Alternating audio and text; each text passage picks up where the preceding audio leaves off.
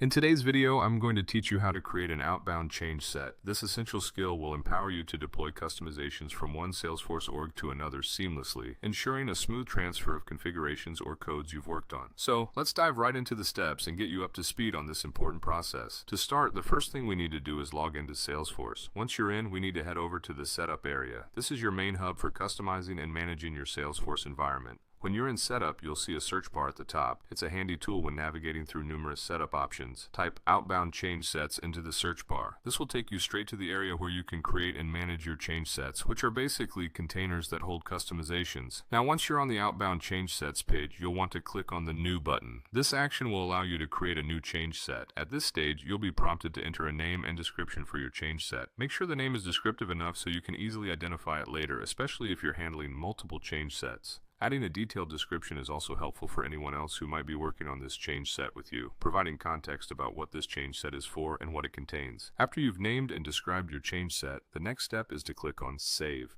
Saving your work is always crucial to ensure that all your information is retained as you proceed. With your change set saved, you'll be redirected to the change set components detail page. Here, you will need to click Add. This is where the fun part begins. You will see various component types, which you can add to your change set. Think of component types as categories, things like objects, fields, and workflow rules. Select the appropriate component type for what you need to deploy. Once you've chosen the component type, you will select the specific components you want to deploy. Be sure to double-check your selections to ensure everything necessary is included. This preparation will prevent potential hiccups when the time comes to deploy the changes. Finally, confirm your selections by clicking Add to Change Set. This action bundles all your selected components into the change set you created, ready to be deployed to another Salesforce org. And with that, you've successfully created an outbound change set, setting the stage for moving your configurations wherever they're needed.